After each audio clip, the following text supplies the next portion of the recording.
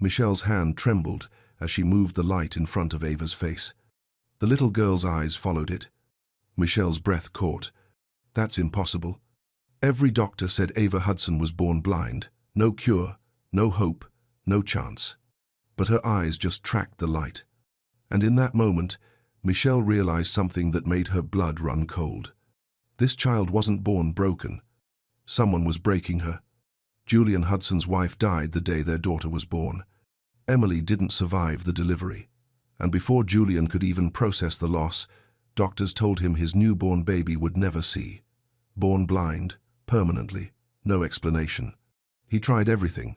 Top specialists, experimental treatments, different hospitals across the country. They all said the same thing, nothing could be done. So Julian took Ava home to a house that felt like a tomb. 4 years passed in silence, curtains always closed, medication given 3 times a day, like clockwork, a routine that led nowhere. Ava didn't smile, didn't reach for toys, didn't turn towards sounds. She just sat by the window, staring at a world she'd never see. And Julian watched his daughter fade a little more every day. Then Michelle Davies answered his ad for a caregiver.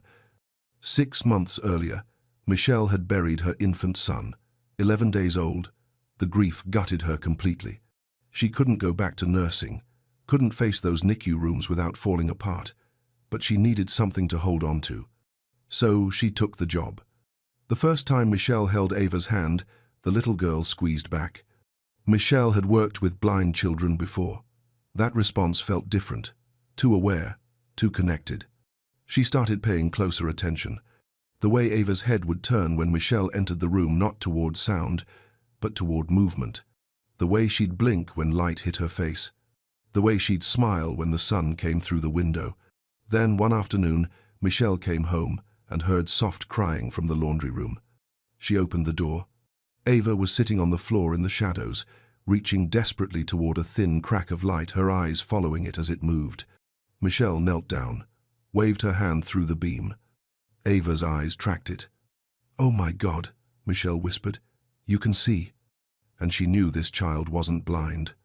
Someone was making her blind. Before we go further, like, subscribe, and tell me where you're watching from. Because sometimes God puts the right person in the right place at exactly the right time. And what Michelle uncovered next didn't just save one little girl.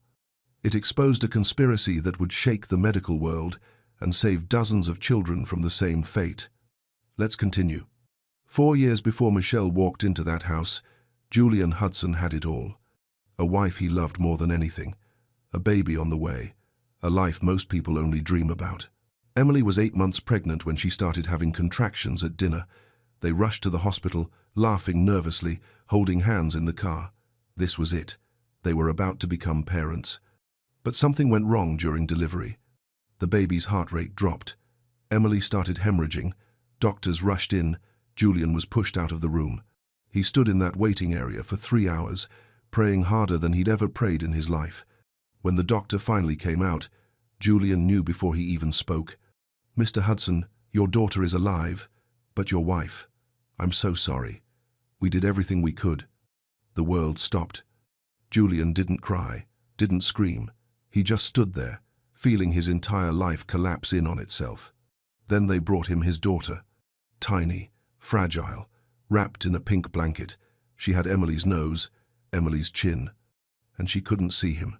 The pediatrician delivered the second blow. "Your daughter has congenital optic nerve hypoplasia. She's completely blind. I'm sorry." Julian looked down at this baby, the only piece of Emily he had left, and felt something inside him break that would never fully heal. He named her Ava. Emily had picked the name months earlier. Dr. Marcus Whitmore came to see him that same day. They'd known each other for years. He was at Julian's wedding, a trusted family friend. "I'll take care of her," Marcus promised.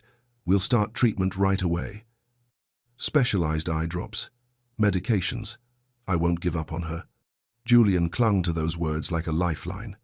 He brought Ava home to a house that felt wrong without Emily in it. Her clothes still hung in the closet. Her coffee cup sat by the sink. The nursery they'd painted together now felt like a room full of broken dreams. Julian went through the motions. Feeding, diaper changes, Medication schedule eye drops 3 times a day, every day, exactly as Dr. Whitmore prescribed. But Ava didn't respond to anything. She didn't smile when he talked to her, didn't turn toward his voice, didn't reach for the toys he'd put in her crib. She just stared at nothing. Months turned into years. Julian stopped opening the curtains. Light felt like an insult when his daughter couldn't see it. He stopped having people over, stopped going to the office, started working from home, buried in conference calls that didn't matter. The staff moved quietly through the house, speaking in whispers, like they were afraid to disturb the grief that had settled into every room. Julian's days became a loop he couldn't break. Wake up, medication, doctor appointments that showed no progress, therapy sessions where Ava sat motionless, sleep, repeat. Dr. Whitmore kept adjusting the prescriptions, adding new medications, vitamin injections, neurological supplements. These things take time, he'd say. We're doing everything we can. But nothing changed. Ava turned 2, then 3, then 4, and she still didn't see. Still didn't smile. Still lived in a world Julian couldn't reach. He'd sit by her window sometimes, watching her small face turn toward glass she couldn't see through, and wonder if this was his punishment. If God took Emily and Ava's sight because Julian didn't deserve them. The guilt ate at him slowly. The what-ifs, the if-onlys. If only he'd gotten Emily to the hospital sooner. If only he'd chosen a different doctor. If only he'd prayed harder, tried harder, been better. 4 years of that kind of thinking turns a house into a prison. And Julian was serving a life sentence. Then one October morning, Michelle Davies walked through his door. She had sad eyes, the kind that recognized his pain without him having to explain it. When she told him she'd lost a child too, something shifted. Not hope.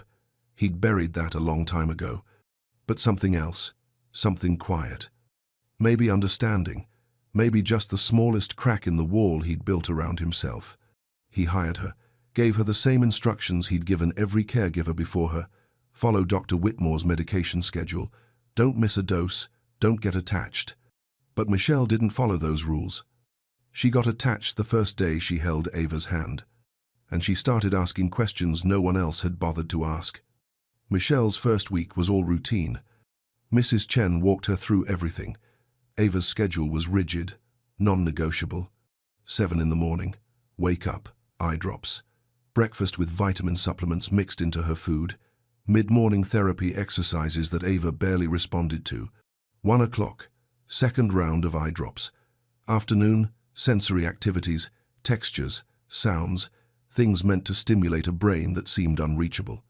7 at night, final eye drops, neurological supplements with dinner, then bed. Every single day. For 4 years. Michelle followed the routine exactly, but she watched. She'd been a pediatric nurse long enough to know what blind children looked like, how they moved, how they responded to the world. Ava was different. On day 3, Michelle was cleaning Ava's room. She accidentally knocked a book off the shelf. It hit the floor with a soft thud. Ava's head turned before the sound. Michelle froze. Wait. She turned before it fell. She didn't say anything, just filed it away in the back of her mind. Day 5. Michelle walked into Ava's room wearing a bright yellow sweater. Ava's face changed, just slightly, like she registered something. "Hi, sweetheart," Michelle said softly. Ava tilted her head, not toward Michelle's voice, toward Michelle. It was small, but it was there.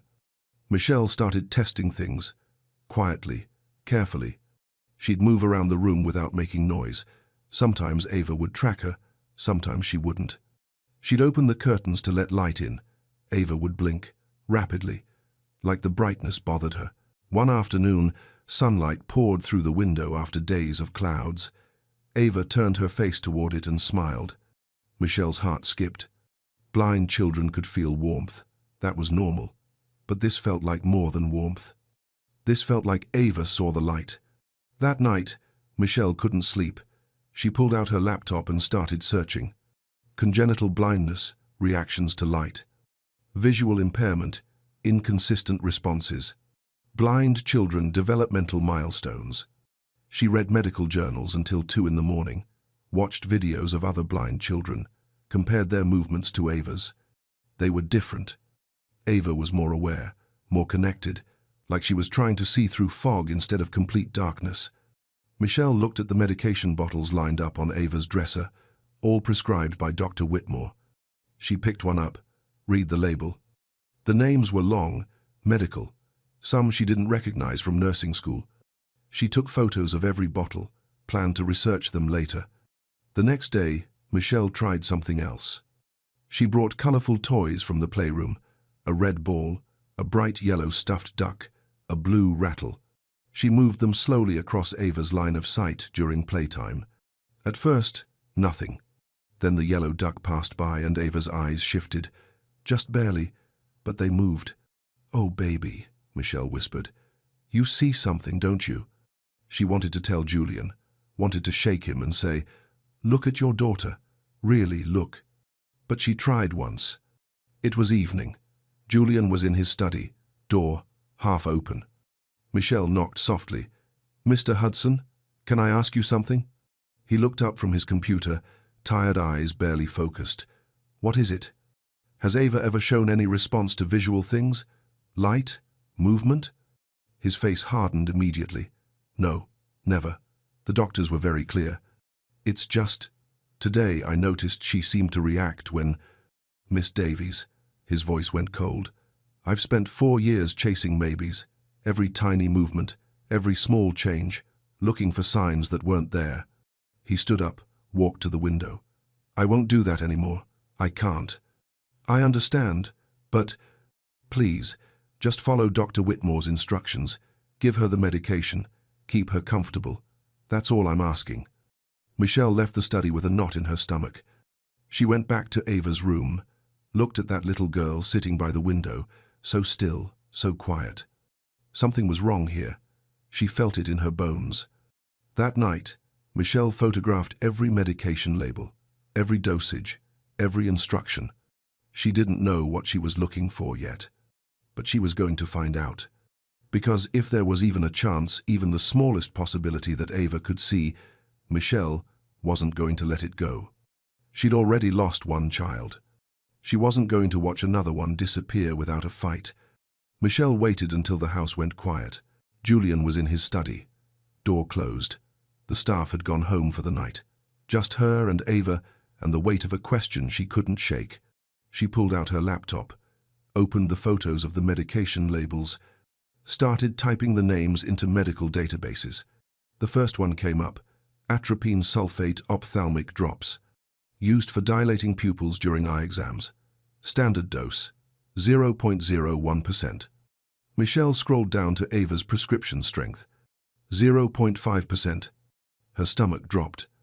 That was 50 times stronger than normal. She kept reading. Side effects: severe light sensitivity, blurred vision, prolonged pupil dilation, in high doses, vision impairment. "No," Michelle whispered. "No, no, no." She checked the other medications. The vitamin supplements contained mild sedatives. The neurological medications were suppressants, things that dulled reflexes, made a child lethargic. Every single prescription worked together. Not to heal, to numb, to blind, to keep Ava in the dark. Michelle's hands shook as she stared at the screen. This wasn't treatment, this was poison. But why? Why would a doctor do this? She thought about Dr. Whitmore, Julian's friend, trusted, respected. Then she thought about the bills she'd seen on Julian's desk, hundreds of thousands of dollars, insurance covering most of it, endless treatments, endless medications. A child who never got better meant ongoing care, ongoing payments. Her chest tightened. Oh my God, he's doing this on purpose. Michelle closed the laptop, stood up, paced her room. She needed proof, real proof, not just research and suspicion. She needed to show Julian something undeniable. She grabbed a flashlight from her nightstand and walked down the hall to Ava's room. The little girl was awake, sitting up in bed, staring toward the window where moonlight filtered through thin curtains. "Hey, baby," Michelle whispered. "Can't sleep?" Ava didn't answer, just turned her head slightly. Michelle knelt beside the bed. I'm going to try something, okay? Don't be scared. She clicked on the flashlight, kept it low at first, moved it slowly from left to right. Ava blinked. Her eyes followed the beam. Michelle's breath caught. She moved it again, faster this time. Ava's head turned, following, tracking. You can see it, Michelle breathed. Can't you, sweetheart? She made the light dance on the wall. A circle, a zigzag. And Ava smiled, a real, genuine smile. She reached out with both hands, trying to touch the light. Tears streamed down Michelle's face. Oh, baby girl. Oh, my sweet girl. Then Ava did something that broke Michelle completely. She looked right at Michelle, focused, clear, and whispered, Mama? Michelle pulled her close, held her tight. I'm here. I'm right here. Mama, Ava said again, stronger this time. Pretty light. Yes, baby, it's pretty. And you can see it. You can see. Michelle rocked her gently, crying into her hair. I'm going to save you. I promise. No more medicine that hurts you. No more darkness. She pulled back, looked at Ava's face in the dim light. Those pale blue eyes weren't blank anymore. They were looking at her, really looking. I see you, Ava whispered. I see you too, Angel. That's when Michelle heard footsteps in the hallway. She turned. Julian stood in the doorway. His face was white, confused, then angry. He looked at the flashlight in Michelle's hand, the printed research papers on the dresser, the way Ava was looking at Michelle, really looking. What the hell are you doing to my daughter? Michelle stood slowly, heart pounding. This was it. Everything was about to change. Mr. Hudson, she said quietly, I need you to listen to me. Your daughter isn't blind. Get out. She can see. And the medication you've been giving her. I said get out of my house. Michelle picked up the flashlight, turned it on, held it in front of Ava. The little girl smiled, reached toward the light, her eyes tracking it perfectly. Julian's legs buckled. He grabbed the doorframe to keep from falling. That's not. She can't. His voice broke. The doctors said. Michelle's voice was steady, gentle. The doctors lied. Julian sank to the floor, just dropped to his knees right there in the doorway. He stared at his daughter, at the way her eyes followed the light, the way she reached for it, smiled at it. 4 years of darkness, and she could see. I don't understand, he whispered. They told me. Marcus told me. Michelle knelt beside him, handed him the printed research. Look at these medications. Really, look. Julian's hands shook as he read, his eyes scanning the words, the dosages, the side effects. Severe light sensitivity, blurred vision, vision impairment. No, he breathed. No, this has to be wrong. It's not wrong, Mr. Hudson. These aren't treating her, they're hurting her. Julian looked up at Michelle. His eyes were red, broken. Marcus prescribed these. He was at my wedding. He held Ava when she was born. He's my friend. I know. He wouldn't. He couldn't. But even as he said it, doubt crept in. The years of no progress, the endless appointments, the massive bills. Always more medications, always more treatments, never any results. Julian's voice cracked. Oh God, what have I done? This isn't your fault. I gave her this poison, every day, for 4 years. I trusted him and His words dissolved into sobs. Michelle put a hand on his shoulder. You trusted a doctor. That's what parents do. I should have questioned it. Should have. You were grieving. You were drowning. You did what you thought was right. Julian looked at Ava. She was watching him now, really watching. Her little face turned toward his voice, her eyes trying to focus. Daddy, she whispered. Julian's whole body went still. He stared at her. What did you say? Daddy. Clearer this time. He crawled to her bedside, took her small hands in his. Baby, can you see me? Ava squinted. Her vision wasn't clear, but she was looking at him, at his face. Daddy's sad, she said softly. Julian broke completely, pulled her into his arms and sobbed into her hair. 4 years of silence. 4 years of believing she'd never know him, never see his face, never say his name. and she'd just said Daddy. Michelle backed away quietly, gave them space, watched this father hold his daughter like he was afraid she'd disappear. After a long moment, Julian looked up. His face was wet, raw. "What do we do?" he asked. "If we stop the medications? What if it hurts her? What if we don't stop them?" Michelle said gently. "What if every day we wait, we're hurting her more?" Julian looked at the medication bottles on the dresser, all lined up, 4 years of routine. He stood slowly, walked over, picked them up one by one. "No more," he said quietly. "No more of this." He looked at Michelle. "Starting tomorrow, we stop everything. What about Dr. Whitmore?" Julian's jaw tightened. "I'll deal with Marcus." But even as he said it, something cold settled in his chest. If Marcus had done this deliberately, if he'd been poisoning Ava for years, then this wasn't just malpractice. This was something darker. "Mr. Hudson," Michelle said carefully, "if he did this on purpose, we need to be careful. We need proof." Julian nodded. His mind was already spinning, already thinking through what came next. But right now, in this moment, only one thing mattered. He turned back to Ava. She was still looking at him, still trying to focus on his face. "Hi, baby girl," he whispered. "Hi, Daddy." And for the first time in 4 years, Julian Hudson felt something he'd thought was gone forever. Hope. The first morning, without medication, Julian didn't sleep at all. He sat in a chair beside Ava's bed, watching her breathe, terrified. What if Michelle was wrong? What if stopping the medication made things worse? But when Ava woke up, something was different. Her eyes opened clearer, more focused. She looked around the room like she was seeing it for the first time. "Daddy?" Julian leaned forward. "I'm here, baby." "Window," she pointed. "Bright." Julian's throat tightened. She could see the window, see the morning light coming through. "Yes, sweetheart, that's the sun." Ava smiled. A real smile, not the blank, distant expression he'd seen for years. She was waking up. By day 3, the changes were undeniable. Ava started reaching for things. Her cup, her stuffed bear, the blanket on her bed. Not guessing, actually reaching for what she saw. Michelle brought her colorful picture books. Ava pointed at the images. Red, blue, yellow. "That's right, baby," Michelle said, tears in her eyes. "Those are colors. Pretty colors."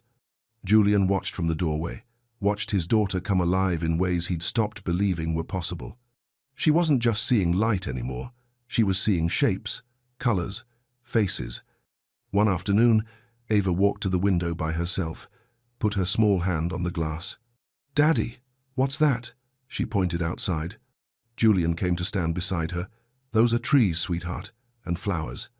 "Mama's flowers?" His breath caught. "How did you?" Ava pointed to a photo on her dresser. Emily in a red dress, standing in the garden. "You told me, before. You said Mama loved flowers." Julian knelt down, looked at his daughter's face. She was looking back at him, really looking. "You remember that?" "I couldn't see before, but I heard. I always heard you, Daddy." He pulled her close. "I'm so sorry, baby. I'm so sorry I didn't know." "It's okay." She patted his face with her small hand. "I can see now." Michelle found them like that, father and daughter, holding each other by the window. She didn't interrupt, just watched, and felt her own heart breaking and healing at the same time. Later that evening, after Ava fell asleep, Julian and Michelle sat in the living room. The house felt different now, lighter, like something had shifted.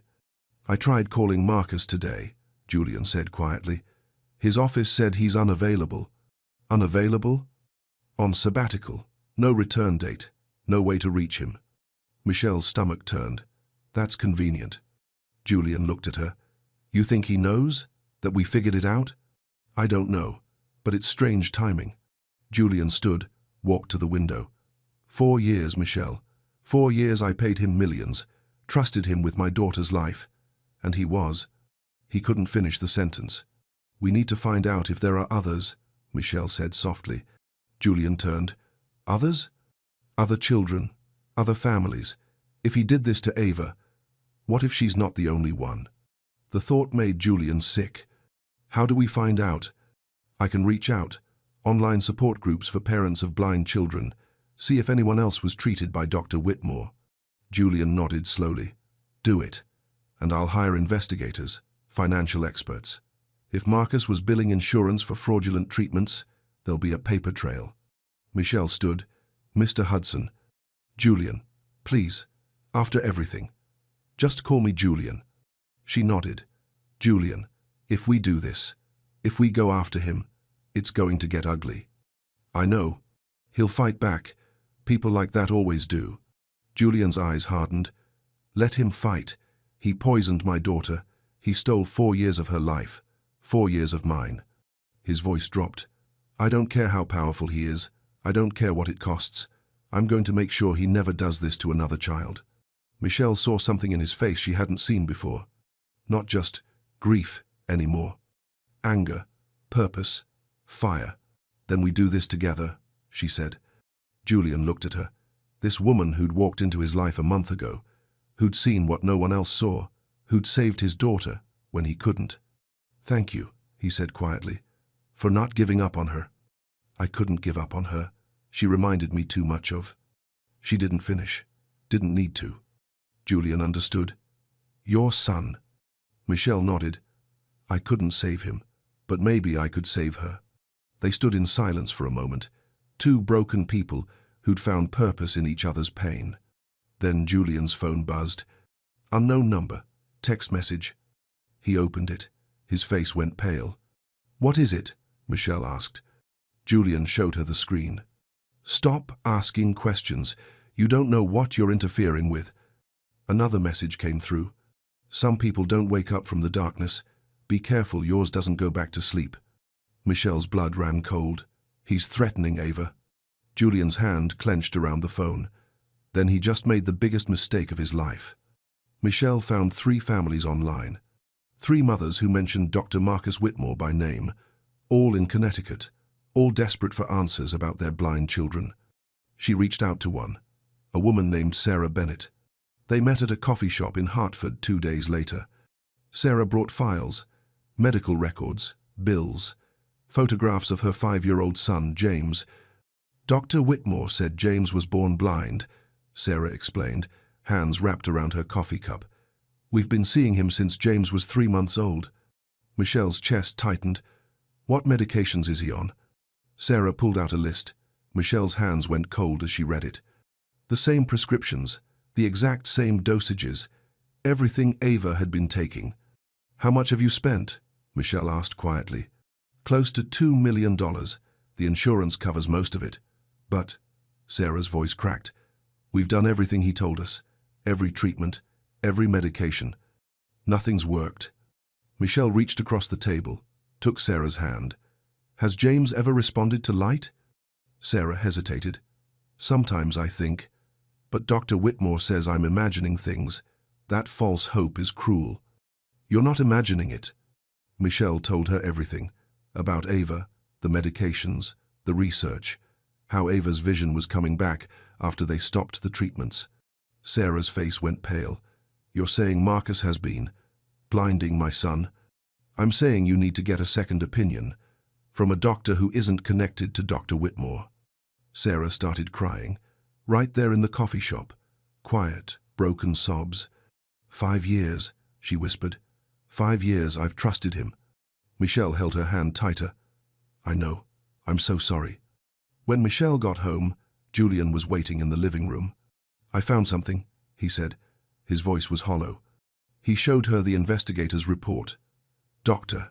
Whitmore had treated 14 children in the past 7 years, all diagnosed as incurably blind, all on similar medication regimens, all from wealthy families or families with extensive insurance coverage. 14 children, Julian said. 14. Michelle sank onto the couch. Oh my God. The billing records show millions. Insurance claims for experimental treatments, medications that cost thousands per month. Julian's hands were shaking. He created patients who'd never get better, children who'd need care for life. It's not just malpractice, Michelle whispered. It's evil. Julian's voice was hard, cold. That's what it is. They sat in silence. the weight of it crushing. 14 children, 14 families, years of stolen sight, stolen hope. "We have to tell someone," Michelle said. "The police, the medical board, someone. I already called my attorney. He's connecting us with the FBI, white-collar crime division." Michelle looked at him. "The FBI? This is fraud on a massive scale. Insurance fraud, medical fraud, and," his voice dropped, "child endangerment." Another text came through on Julian's phone. Unknown number again. "Last warning, walk away or everyone gets hurt." Julian showed it to Michelle. "He's scared. That's why he's threatening us. Or he's dangerous." "I don't care." Julian's eyes were fierce. "He hurt my daughter. He hurt other children. I'm not backing down." Michelle thought about Ava, about Sarah's son, about 12 other children out there still taking those medications, still living in darkness they didn't have to live in. "Neither am I," she said. That night, Michelle checked on Ava before bed. The little girl was asleep, curled up with her stuffed bear, her face peaceful, no longer blank. Michelle sat on the edge of the bed, brushed hair from Ava's forehead. "You're safe now, baby," she whispered. "I promise." But even as she said it, fear coiled in her stomach. Dr. Whitmore was out there somewhere, watching, threatening, and they were about to go to war with him. Michelle thought about her son, the 11 days she'd had with him, how she'd prayed for a miracle that never came. Maybe this was her miracle, not bringing her son back, but saving someone else's child. Saving 14 children. She kissed Ava's forehead. "I won't let him hurt you again." When she left the room, Julian was standing in the hallway. "Can't sleep either?" he asked. "No." They walked downstairs together, sat in the dim living room. "I keep thinking about Emily," Julian said quietly, "about what she'd say if she knew." "What would she say?" "That I should have seen it sooner, should have protected Ava better." Michelle shook her head. "She'd say you're protecting her now. That's what matters." Julian looked at her, really looked. "You saved her life, Michelle. You know that, right?" "We saved her. Together." Something passed between them in that moment. Understanding. Connection. Two people who'd lost everything, who'd found purpose in each other's pain. "Whatever happens next," Julian said, "I'm glad you're here." Michelle nodded. "Me too." Outside, the night was quiet. But inside, everything was about to break, wide open.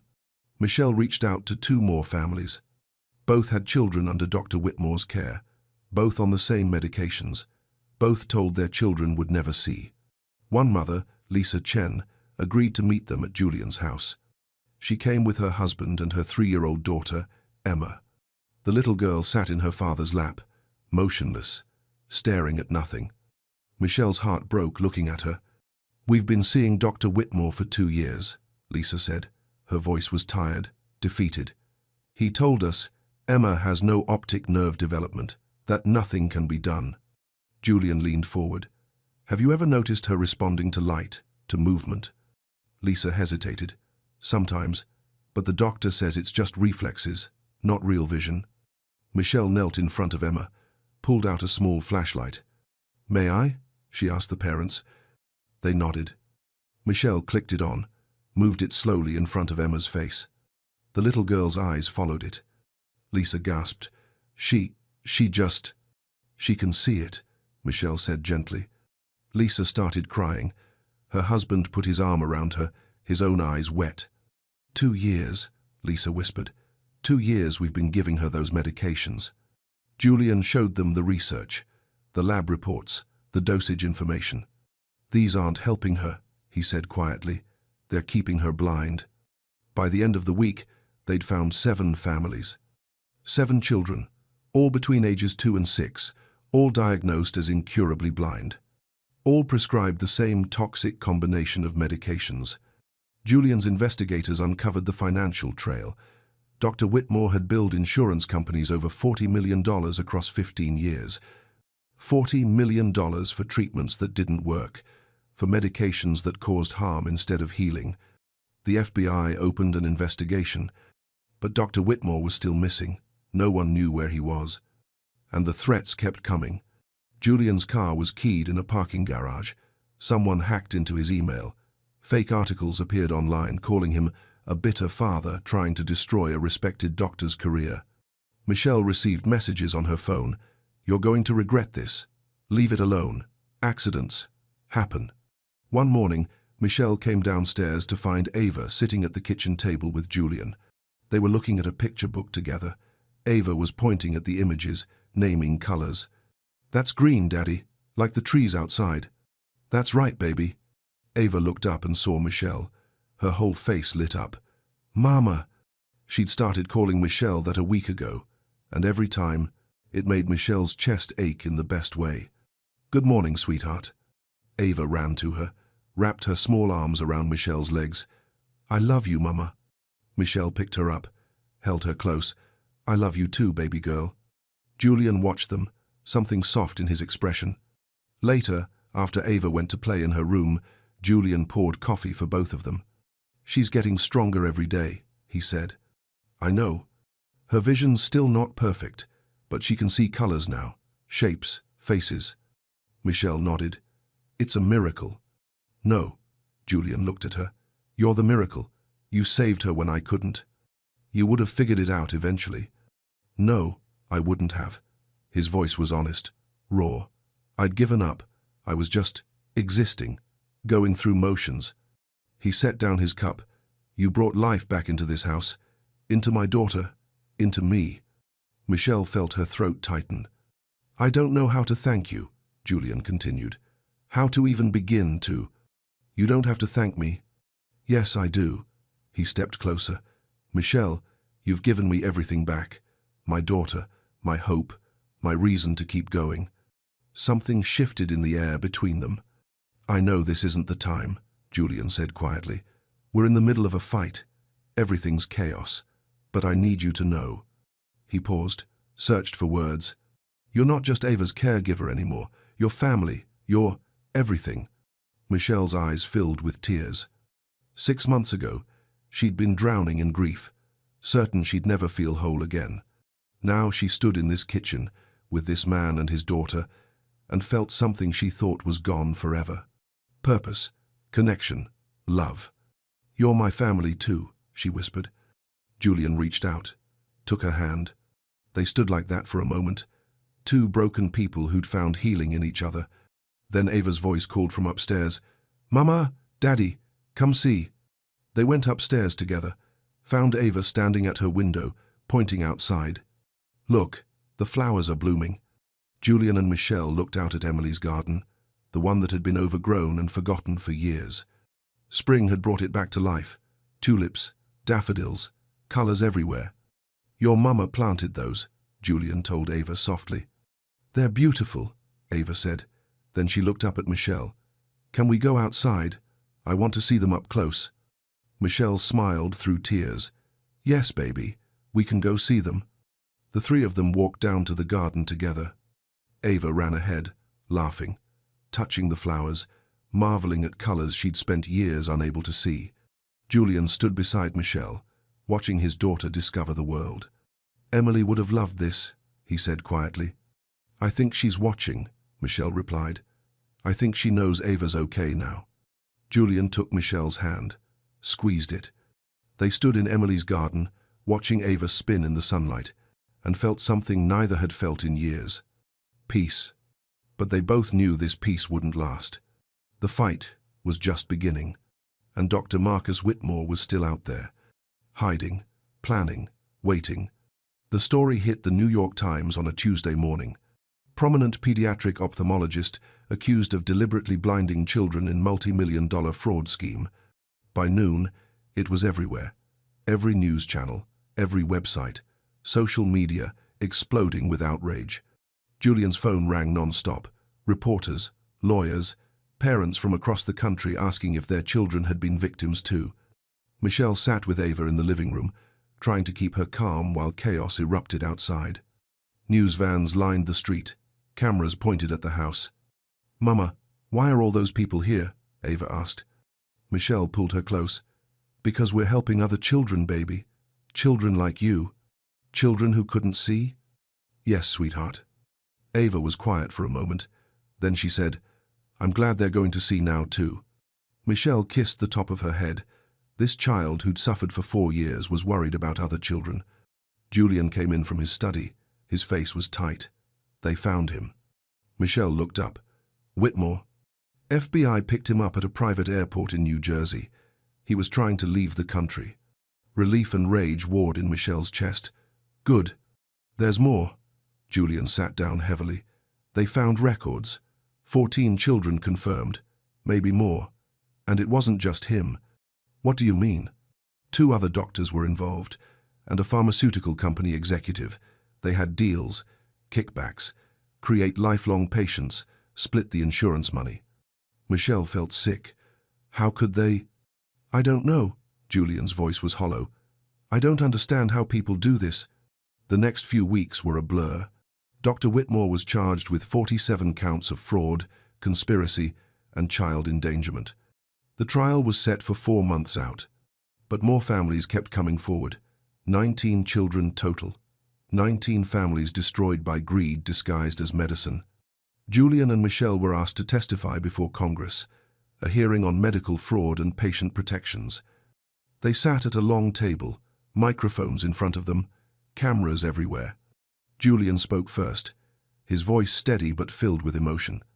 My daughter spent 4 years in darkness because a man I trusted saw her as a paycheck, not a child, not a human being, a revenue stream. He paused, gathered himself. How many other children are out there right now, taking medications that hurt instead of heal, trapped in systems that profit from their pain? The room was silent. Then Michelle spoke. I lost my son 6 months before I met Ava, and I thought that pain, that grief had no purpose, that it was just emptiness. Her voice caught. But God put me in that house for a reason. He gave me eyes to see what others missed, not because I'm special, but because I'd already lost everything. So I had nothing left to lose by asking questions. She looked directly at the camera. If you're a parent and something feels wrong, trust that. Ask questions. Demand answers. Don't let anyone tell you that your instincts don't matter. The hearing ended with standing applause. That night, Julian found Michelle in Emily's garden. She was sitting on a bench, watching Ava chase fireflies in the twilight. You were amazing today, he said, sitting beside her. So were you. They watched Ava together, her laughter filling the air, her eyes tracking the blinking lights. I never thought I'd hear her laugh like that, Julian said quietly. She's free now. Because of you. Michelle shook her head. Because God didn't give up on her. Even when we couldn't see the way forward, he did. Julian took her hand. Michelle, I need to tell you something. She turned to look at him. When Emily died, I thought my life was over, that the best parts were behind me. His voice was thick with emotion. But you brought light back into the darkest place I've ever been. Julian, I love you. The words came out raw, honest.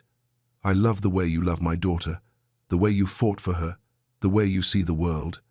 Tears slid down Michelle's cheeks. I know it's complicated, he continued. I know we've been through hell together, but I can't imagine my life without you in it anymore. Michelle touched his face. I love you too. I think I have for a while now. He leaned his forehead against hers. Will you stay? Not as Ava's caregiver, as my partner, my family. Yes, she whispered. Yes. Ava ran over, breathless and smiling. Mama, Daddy, did you see the lights? Julian scooped her up. We saw, baby girl. They're so pretty. Everything's so pretty now. Michelle wrapped her arms around both of them. And standing there in that garden, the 3 of them together, she felt it. Redemption. Not the kind that erases pain, but the kind that transforms it into something beautiful. Something worth fighting for. Dr. Marcus Whitmore was sentenced to 25 years in federal prison. The judge's words were final. You betrayed the most sacred trust in medicine. You harmed children for profit. This court shows you no mercy. Julian sat in that courtroom with Michelle beside him and felt something release in his chest. Not joy, not satisfaction, just closure.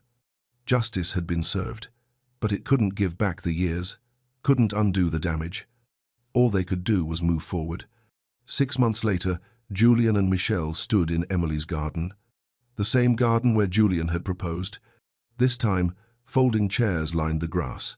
Close friends, the families they'd helped, the prosecutors who'd fought for justice, and Ava wearing a white dress with flowers in her hair holding a basket of petals. The officiant began. We're gathered here today to witness the joining of two people who found each other in the darkest season of their lives. Julian looked at Michelle. She was crying already. Happy tears this time.